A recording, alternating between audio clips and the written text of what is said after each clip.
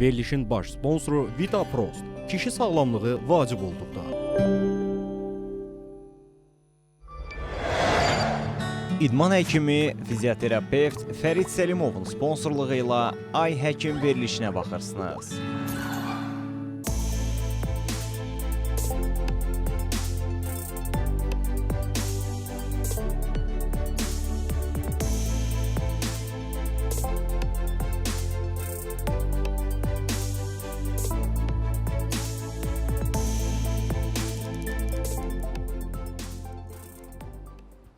Salam, hər vaxtınız xeyir olsun əziz tamaşaçılar. CBC Sporta baxırsınız. Ay Həkim efirdədir. Studiyada doktor Tutu Zeynalovadır. Növbəti maraqlı qonağımızla növbəti maraqlı mövzumuzun müzakirəsi üçün buradayıq. Bugün xolesterindən danışacağıq. Çünki son illərdə xüsusilə də sosial mediada çıxış edən bəzi mütəxəssislər iddia edir ki, xolesterin dərmanları ümumiyyətlə lazım deyil. Bunların xeyrindən çox ziyanı var və s. kimi fikirlər söylənilir və təəssüf ki, insanlar da bu fikirdən yola çıxaraq bu dərmanların istifadəsini öz başına dayandırırlar. Bu da biz həkimlərin işini çətinləşdirir. Gəlin mütəxəssisdən soruşaq, bu məsələ öz həllini necə tapmalıdır və bu problemləri bugün müasir tibbdə biz, müasir səhiyyə niyə yaşayır? Qonağımız isə invaziv kardiologiya və ürək görüntülənmə mütəxəssisi doktor Cəmil Babayev studiyamızdadır. Xoş gəlmişsiniz. Çox şadam sizi görməyimə, doktor. Və doğrudan da biz bu və ya digər fikirdə, hansı bir mövzuda nəyisə iddia edəndə yəqin ki, sübuta əsaslanan bir argumentimiz olmalıdır ki, filan tədqiqatlar bunu sübut edib, bunu göstərib və nəticədə bu protokollara, qaydalaynlara girib. Bax, gəlin danışaq xolesterindən. Ümumiyyətlə, xolesterin nədir? Niyə bu məsələ bugün bu qədər aktualdır? Və daha sonra keçəcəm qeyd etdiyim məsələyə. Xoş gördük Tutu doktor, təşəkkür edirəm dəvətinizə görə. Həqiqətən də bu məsələ çox aktualdır bu dəqiqə. Təəssüf ki, Azərbaycan dünya statistikasına görə qırmızı zonadadır. Bu o deməkdir ki, ürək damar ölümlərinə və xəstəliklərinə görə ilk 10-luqdadır. Və bu, mənim fikrimcə, təkcə xəstələrin dərman içməməyindən başqa digər problemlərə də bağlıdır. Onlardan biri, birincisi fiziki aktivlikdir. Siz elementar kimsə xaricdə nə vaxtsa olubsa, hansısa parkın qırağından keçibsə, orada 80-90 yaşında insanlar taxta ilə, kastillə, çomaqla yeriyirlər. Yəni, hər gün insanlar bir şəkildə cəhd edirlər. Bəli, aktivdirlər. Ona baxmayaraq ki, onların fiziki məhdudiyyətləri var və məhdudiyyətləri də ciddidir. Bizdə isə o problem çox ciddi dərəcədə inkişaf eləyib və bəzi insanlar çörək üçün də maşından gedirlər. O, həqiqətən də böyük bir problemdir. Fiziki aktivliklə dostluğumuz təəssüf ki, yoxdur.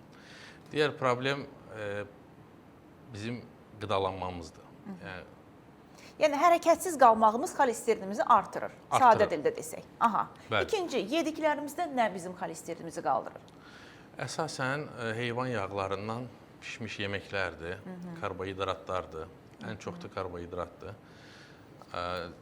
Siz diyetolog olduğunuza görə bunu məndən daha yaxşı bilirsiniz, amma karbohidratlar həqiqətən də ciddi problemlər yaradır. Ondan başqa tərəvəz yemirik demək olar. Gəlin etiraf edək. Lifli qidalar istifadə etmirik. Etmirik, bəli. Hətta sizə bir şey danışım. Bu hadisəni mən təsadüfən oxumuşam. Orta əsrlərdə ölüm hökmü verilən insanlara tərəvəz və tərəvəzə bənzər yeməkləri yedizdirməzdilər və sırf qırmızı ət yedizdirərdilər.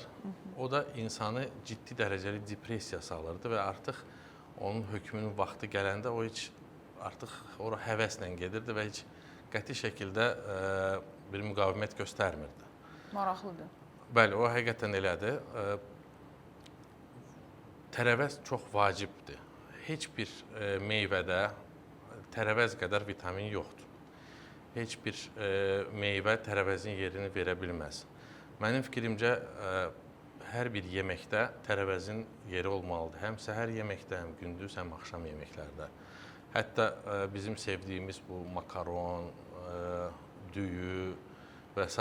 qarnirlərin yerinə tərəvəz verilsə, çox-çox daha yaxşı olar. Və yaxud onların içinə qataq, əlavə edək. Mən çünki çox düşünürəm bu alternativləri ki, nələr eləmək olar.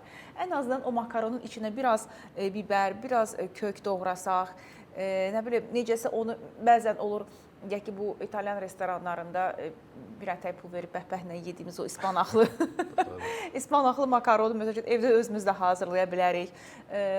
Alternativlər düşünmək lazımdır. Çünki müasir insan 30-35 qram lif qəbul etməlidir günə.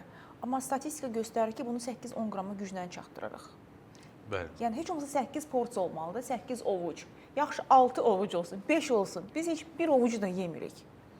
Təəssüf ki, elədir. Və onu yeməyimizə baxmayaraq, həkimin yanına gedib ona xolesterin dərmanı yazanda deyir ki, bu zərərlidir. Halbuki adam özünün yeməyində bir sağlam bir iş görmür, heç bir sağlam qida almır. Özü heç bir cəhd eləmir. Cəhd eləmir, ondan başqa zərərli vərdişləri var. İndi alkoqoldur, ondan sonra siqaretdir, hərəkətsiz həyatdır, stressdir. Bunlar hamısı bizim bütün xəstəlikləri gedişatlarını ağırlaşdırır. Xüsusən də yanaşı xəstəlikləri olan insanlar, yüksək təzyiq olan xəstələr, şəkərli diabet olan xəstələr, hipertiroz olan xəstələrdə, onlarda da lipid mübadiləsi pozulur. Xüsusən də hipertiroz olan xəstələrdə, onlara siz bilirsiniz, onların mübadilə azalır, zəifləyir və istər-istəməz xolesterin, xüsusən də el arası deyilən pis xolesterin, ya LDL xolesterin miqdarı artır. Və artdıqca da əlbəttə ki, gələcəkdə ürək damar hadisəsinin və yaxud ani ölümün riskini artırır. Deməli, birinci dedik, fiziki aktivliyimiz yoxdur, ikinci tərəvəz yemirik, üçüncü yerə siqareti qoya bilərikmi? Siqaret və ya qəlyan istifadəsi. Çünki bəzən olur ki, insana baxırsan həyat dərsinə, hər gün idman eləyir, yeməyinə fikir verir, yuxusuna fikir verir, amma xolesterin yüksəkdir. Və biraz dərin anamnez toplayanda deyir ki, mən hər gün qəlyan çəkirəm və ya davamlı siqaret çəkirəm. Siqaret həqiqətən də risk faktorlarının içində vacib rol tutur. Çünki belə baxsaq, siqaretin içində tütündən başqa istədiyiniz hər şey var. Siz söylədə bu müasir vaplər. Onlar tamamilə başqadır, onların problemi başqadır. Amma siqaretlərin içində 500-ə yaxın zəhərli maddələr var. Yəni o maddələr də öz yerini göstərir. Bunu elektron siqaretlərə də aid edirik, doktor. Vapləri qoydum bir qırağa. Elektron siqaretlərin də çalışması mən bilən gedir indi. Tam axıracan çatdırılmayıb, amma onlarda da rəqəmlər o qədər də yaxşı gəlmir. Bütün tütün məhsulları, xüsusən damar xəstəliklərinə ciddi dərəcəli ziyan vurur və bunu nəzərə almalıyıq. Üçüncü yerdə tütün məhsullarını qoyduq, fiziki aktivlik, tərəvəzlər. Başqa nə qaldırır xolesterinimizi? Genlərimiz necə? Əlbəttə ki, ailəmizdə olan xəstəliyə meyillilik vacib rol oynayır və indi baxsaq, Avropa Kardioloqlar Cəmiyyətinin xüsusi kalkulyatorları var və o kalkulyatorların içində ailə anamnezi vacib rol daşıyır. Çünki əgər bizim ailəmizdə ürək damar xəstəliyi varsa, bu demək deyil ki, biz ürək damar xəstəsi olacağıq. Amma digər insanlara nisbətən bizim ehtimalımız daha yüksəkdir. Və biz bura tək bunu qoymuruq. Biz bütün risk faktorları bir yerdə dəyərləndirib, onun rəqəmini hesablayıb və xəstənin nə qədər ciddi dərəcədə risk altında olduğunu növbəti 10 il ərzində hesablayıb deyə bilərik. Bəs bu müasir monitorik cihazları necə? Ümumiyyətlə, bu süni intellektin inkişaf etməsi, sizcə bunlar bizə bu xolesterinimizi nəzarətdə saxlamağı mı deyim, həyat tərzimizdə müsbət dəyişikliklərə mi deyim, kömək edəcəkmi? Çünki bax, müasir, mən misal üçün taxmışam glukoz monitoring cihazı taxmışam özümə və hər 3 dəqiqədən bir, mən hətta göstərim sizə, deməli, hər 3 dəqiqədən bir mənim qan şəkərimi ölçür və biraz əvvəl misal üçün yemək yemişəm. Çox düşəndə göstərir ki, düşüb, artanda da düzdür, artmır şəkərim, elə hiperglikemiya halları yaşamamışam və alarm verir. Xüsusilə gecə şəkər düşməsi yaşayırmışam, heç bilmirmişəm. Və yaxud belə xüsusi üzüklər var, halqalar ki, onlar təzyiqi, nəbzi, şəkəri göstərir. Yəni application yüklürsən telefona. Avropada bunlar çox məşhurdur, çox populyardır. Azərbaycanda bilmirəm, istifadə edənlər varsa da oradan alıb gətirənlərdir. Sizcə bu digital aləmə bu qədər girməyimiz, süni intellekt və belə monitoring cihazları bizə kömək edə bilərmi? Həm sizə həkimlərə, həmçinin də bizi daha gözü açıq edərmi bu mövzuda? Nə düşünürsünüz? Əlbəttə ki, süni intellekt bu dəqiqə böyük bir addımlarla irəliləyir və ən çox da radiologiyada özünü göstərib. Kardiologiyada bu daha azdır. Kardiologiyada o daha aşağı səviyyədə hal-hazırda işləyir. Hələ ki, tam analizi tamamlaya bilmir. Yəni, həkim faktoru, insan faktoru hələ ki, durur ortada. Amma həkim üçün yetəri qədər bilgini toplayıb, birləşdirib ortaya çıxarda bilir. O bizim işimizi də vaxta qənaət edir. Bəli, daha çox pasiyentə yardım edə bilərik, daha çox düzgün qərar verə bilərik. Çünki o istər-istəməz alqoritmləri var. Bu alqoritmlər doğru həm anamnestik bilgiləri, həm laborator bilgiləri birləşdirib bizə qabağımıza çıxarda bilər. Amma hələ ki, kardiologiyada o qədər çox inkişaf etməyib. Amma mən əminəm ki, bu növbəti illərdə hər şey dəyişəcək. Dəyişəcək. Siz Azərbaycanda ürək MRT-sini edən ilk həkimsiniz, bildiyim qədərilə. İlk həkimlərdənsiniz, deyək. Yaxşı, bu ilk birinci sözünü sevmir Cəmil doktor. Ümumiyyətlə, ürək MRT-sində də bu süni intellektin yeri olacaqmı gələcəkdə sizcə? Əslində, və yaxud indi istifadə edirsinizmi? Əslində, süni intellektin primitiv formaları MRT-nin nəticələnməsində çoxdan istifadə olunur. Sadəcə tam olaraq süni intellekt tərəfindən yazıla bilmir. Çünki süni intellekt daha çox hərəkətsiz görüntüləri gözəl analiz edə bilir. Amma ürək MRT-si çox hissəsi hərəkətli görüntülərdən ibarətdir. Əlbəttə ki, biz onu istifadə edib nəticəmizi daha tez hazırlamağa köməklik edə bilər süni intellekt. Amma tam şəkildə klinik qərar verməyə hələ ki, hazır deyil.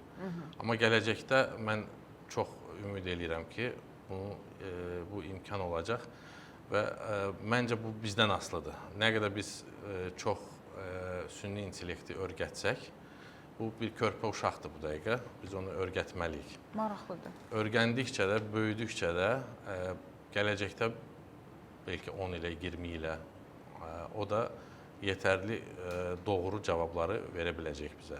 Bəs işsiz qalmaqdan qorxmursunuz? Süni intellekt versə cavabları necə olacaq bu həkimlərin işi? Sizcə hansı sahələrə daha az ehtiyac olacaq? Hər zaman, mənim fikrimcə hər zaman süni intellektin üzərində bir insan durmalıdır. Çünki süni intellekt indiyə qədər baş verən hadisələri analiz eləyib və ona bənzər bir nəticə verə bilir. Amma yeni bir hal, yeni bir alqoritm, yeni bir situasiya ilə rastlaşanda artıq bu süni intellektin qərarı sual altında olur. Onun üçün burada insan faktoru hələ ki növbəti illərdə böyük bir rol oynayacaq. Çünki süni intellekt belə başa düşdüm ki, yaşananlardan sonra bir xülasə verir bizə. Yaşananların nəticəsində nəsə bir fikir söyləyə bilir. Bazada mövcud olan məlumatların. Yəni, yeni bir virus gəlsə, onun bu haqda məlumat olmayacaq. Bəli, olmayacaq. Biz ona öyrətməsək olmayacaq. Yəni, insan faktoru hər zaman birinci yerdə qalacaq. Hələ ki var. İkinci bir məsələ də pasiyent insandır da. Yəni, bu həkimin yanına gələndə bu empati məsələsi var, bunu izah etmək məsələsi var, anamnez var, süni intellekt ümumiləşdirilmiş nəsə bir məlumat verə bilər. Detallı məlumat üçün sırf o xəstənin bütün yaradılışdan bu günə, yəni doğulandan bu tərəfə kimi bütün həyatını bilməlidir ki, individual nəsə bir məlumat versin, elə deyilmi? Tək elə deyil. Burada başqa tərəfləri də nəzərə almalıyıq. Məsəl üçün, dialektləri götürsək. Məsəl üçün, tutaq ki, süni intellekt bir sual verir ki, bir xanımdan ya bir yaşlı bir müəllimdən soruşur, nə narahatçılığınız var? O da cavab verəcək ki, mən tıncıxıram. Yəni, tıncıxıram sözünün mənasını süni intellekt bilməlidir. Ondan sonra onu analiz eləyib qərar verməlidir ki, burada nə problem var. Onun üçün hələ İş çoxdur hələ. İş çoxdur və öyrəniləcək şey çoxdur. Ən azından Azərbaycan üçün çoxdur. Razıyam sizlə, doktor. Siz gülməyin, amma dialektlər bütün dünyada var. Mənim uzmanlığım Viyanada keçib və Avstriyada çoxlu dialekt var. Maraqlıdır. Həqiqətən də çoxlu və bu haqda bir kitab da yazılıb. Xəstəxananın, mən işlədiyim xəstəxana Avropanın ən böyük xəstəxanası idi. Və dünyanın ikinci böyük xəstəxanası idi. Ola bilsin, indi dəyişib rəqəmlər. Amma o vaxtı orada yaşananlar haqqında bir kitab yazılıb. Yəni, dialektlə bağlı, bəli, anlaşmamazlıqlarla bağlı çoxlu gülməli hadisələr yaşanıb. O kitabı mənə hədiyyə eləmişdir mən qaydanda. Məndə var o kitab. Çox maraqlı hadisələr var orada. Maraqlıdır, maraqlı fikirlər söylədiniz. Biz bu mövzunu davam etdirəcəyik birazdan. Sırada reklamlarımız var. Mən reklamlardan öncə bizim sponsorlarımıza təşəkkür etmək istəyirəm. Verilişimizin baş sponsoru Ştada şirkətidir. Ştada şirkətinin Vitapros preparatı haqqında sizə danışmaq istəyirəm. Xroniki prostatit və sidik ifrazı pozğunluqları 40 yaşdan sonra kişilərdə tez-tez rast gəlinən problemdir. Vitapros prostat vəzinə məqsədyönlü təsir göstərən bir preparattır. O iltihabı azaldır, qan dövranını yaxşılaşdırır və xəstəliyin simptomlarını aradan qaldırır. Vitapros-un müntəzəm qəbulu prostatın fəaliyyətini bərpa etməyə və həyat keyfiyyətini yaxşılaşdırmağa kömək edir. İstifadə etməzdən əvvəl təbii ki, həkiminizlə məsləhətləşirsiniz ki, təyinata uyğun istifadə edəsiniz. Təşəkkürlər baş sponsorumuz Ştada şirkətinə. Digər təşəkkürümüz Böyük Britaniya təhsilli idman həkimi doktor Fərid Səlimovadır. Fərid Səlimov müasir fizioterapevtik yanaşmayla sizin xidmətinizdədir. Diz onurğa, çiyin, əzələ ağrılarından artıq daha tez və müasir idman yanaşması ilə müalicə oluna bilərsiniz. 055 318 83 94 nömrəsinə zəng etməyiniz kifayətdir. Gəlin reklamlara baxaq, daha sonra maraqlı söhbətimizi davam etdirəcək. Mən isə süni intellektdən soruşum, görüm tıncıxıram sözünün məni açıqlaya biləcək, yoxsa yox.